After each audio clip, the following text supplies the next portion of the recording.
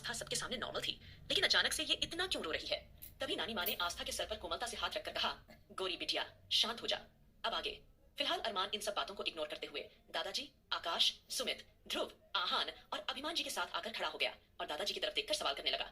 दादाजी, एक बात बताइए, जन्माष्टमी का त्योहार मनाने के लिए क्या आपने यह मेंशन किराए पर लिया है? अब जैसे ही अरमान ने यह सवाल किया, वैसे ही दादाजी एकदम से बोले, अरे नहीं नहीं बेटा, यह सब तो आस्था बिटिया ने किया है। हमने ये मेंशन कोई रेंट पर नहीं लिया है। वह तो आस्था बिटिया इस मेंशन के मालिक को जानती थी, तो उसी ने उनसे बात कर ली थी यहाँ फेस्टिवल मनाने के लिए। दादाजी का ये जवाब सुनकर अरमान को झटका सा लगा। वह बुरी तरह से कंफ्यूज हो गया था कि एक मामूली सी केयर टेकर होकर यह लड़की इतने बड़े बड़े लोगों को कैसे जानती है। कहीं न कहीं अरमान को लगने लगा कि जरूर इस लड़की ने अपनी अदाओं के जादू और बातों के जाल में फंसाकर इस मेंशन के मालिक को अपने काबू में कर लिया होगा और इसलिए यह अब इस मेंशन में फेस्टिवल मना रही है। वरना भला कौन इस तरह से इतना बड़ा मेंशन किसी अजनबी को फेस्टिवल मनाने के देता है? अरमान का दिमाग किसी अलग ही डायरेक्शन में जा रहा था। वह वहां के जितने भी नौकर चाकर और जितने भी बाहर से आए लोग रात के जागरण में शामिल थे, वो सब पर नजर रख रहा था। कहीं ना कहीं उसे ऐसा लग रहा था कि आस्था के पीछे कोई और इंसान है जो उससे जुड़ा हुआ है। अरमान के मन में यह शक था कि आस्था किसी ना किसी के साथ सीक्रेटली इन्वॉल्व है और यह बच्चा भी उसी शख्स का है। अरमान मन ही मन यही सब उटपटांग बातों के बारे में सोच रहा था कि किसी ना किसी तरह से उसे बस आस्था के खिलाफ कोई सुराग मिल जाए जिससे वह आस्था को सबकी नजरों में गिरा सके। अक्सर उसे आस्था की बातें पसंद नहीं आती थी। उसका मन करता था कि वह आस्था को अपने घर से बाहर भगा दे, क्योंकि जिस तरह से वह सब पर हक जताती थी, वही सारी बातें उसे अंदर तक परेशान कर जाती थी। फिलहाल देर न करते हुए सारे फंक्शन शुरू हो चुके थे। रात भर जागरण चलने लगा। जैसे ही भजन कीर्तन शुरू हुए, सभी लड़कियां सज धज कर नाचने लगीं। आस्था भी सबके साथ मिलजुल कर खुशी खुशी भजन गा रही थी। सभी लोग अपने अपने कपल्स के साथ डांस और भक्ति में डूबे हुए थे। रौनक और रश्मि अपनी प्रेगनेंसी की वजह से थोड़ा संभल कर चल रही थी और उनके पार्टनर्स भी उनका खूब ख्याल रख रहे थे। वहीं अरमान उनसे थोड़ी दूरी पर बैठा हुआ था और ये सब कुछ अपनी आंखों से नोटिस कर रहा था। आस्था इस वक्त थोड़ी अकेली थी। वह भजन कीर्तन में पूरी तरह मग्न होकर अपने कान्हा की भक्ति में झूमना चाहती थी, लेकिन उस वक्त वह बस कान्हा जी के सामने हाथ जोड़कर नतमस्तक बैठी रही। उसके मन की सिर्फ एक ही प्रार्थना थी, हे कान्हा, मेरा परिवार जल्द से जल्द फिर से पहले की तरह ठीक हो जाए और मेरी जिंदगी में एक बार फिर खुशियां लौट आए। वहीं अरमान की नजरें बार बार सभी घर वालों पर घूम रही थी। कभी उसकी नजर आकाश पर टिक जाती तो कभी सुमित पर। सुमित राधिका को पूरे प्यार से चेयर कर रहा था। वहीं ध्रुव, वंशिका को, रौनक और आहान सब शादीशुदा जोड़ों की तरह बैठकर भक्ति और पूजा पाठ में शामिल हुए थे। इस वक्त भक्ति भरे माहौल में सब कुछ मानो जैसे पवित्र और सुकून से भरा एहसास था। वहीं अरमान बारी बारी से सब पर नजर डालते हुए अपने ही सवालों में उलझा हुआ था। आखिर यह लड़की इतने बड़े बड़े लोगों को कैसे जानती है और इस मेंशन के लिए इसने इतने पैसे कैसे अफोर्ड किए? आखिर यह लड़की है कौन और करती क्या है? धीरे धीरे रात गहराने लगी और अब उपवास खोलने का समय आ गया। उपवास तो सिर्फ आस्था ने ही रखा था, क्योंकि रौनक और रश्मि प्रेग्नेंट थी और उनकी हालत उपवास रखने लायक नहीं थी। इसीलिए नानी माँ ने उन्हें सख्ती से मना कर दिया था। वंशिका और राधिका भी उपवास करना चाहती थी, लेकिन राधिका का शरीर वर्षों से कोमा में रहने के कारण शारीरिक रूप से मजबूत नहीं था, इसलिए वह उपवास नहीं रख पाई। वंशिका को अपनी रिसर्च और बाकी कामों पर ध्यान देना था। सच तो यह था कि वह अपना ज्यादातर समय अरमान के लिए एंटीडोट बनाने में गुजार रही थी, इसलिए अंततः उपवास सिर्फ आस्था ने रखा और उसके मन में यह इच्छा थी कि उसका उपवास अरमान के हाथों से ही खुले। यह कोई करवा चौथ का व्रत तो नहीं था, लेकिन आस्था का दिल चाहता था कि अरमान ही उसका व्रत तोड़वाए। आस्था जो काफी देर से अकेली बैठी हुई थी, वहीं वसुंधरा भी आकर उन सबका हिस्सा बन चुकी थी, लेकिन अरमान ने एक बार भी वसुंधरा की ओर देखना जरूरी नहीं समझा, क्योंकि जब से वसुंधरा उसके घर में नौकरानी बनकर उसकी आंखों के सामने आई थी, तब से अरमान के दिल में उसके लिए सिर्फ नफरत ही भरी हुई थी। अरमान तो केवल वसुंधरा को एक मामूली सी नौकरानी की तरह ही ट्रीट कर रहा था।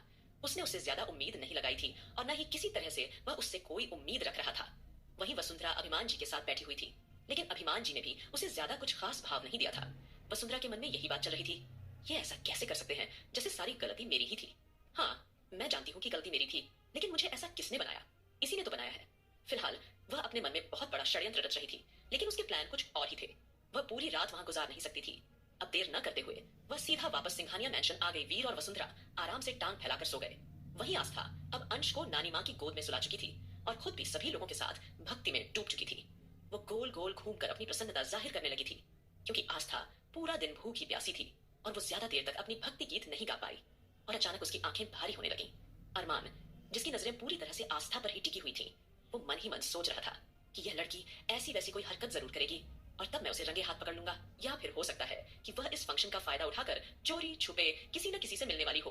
अरमान के दिमाग में कितने ही सारे सवाल उथल पुथल मचा रहे थे और उन्हीं का जवाब पाने के लिए वह इस फंक्शन में यहाँ सबके साथ मौजूद था।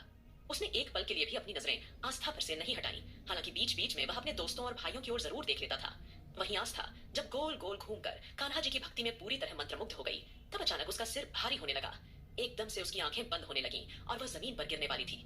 लेकिन इससे पहले कि वो जमीन पर गिर पाती, उससे पहले ही अरमान ने आगे बढ़कर उसे अपनी गोद में थाम लिया। नानी माँ ने तुरंत मौका देखकर अरमान के हाथों में पानी का लोटा थमा दिया ताकि वह आस्था को पानी पिला दे।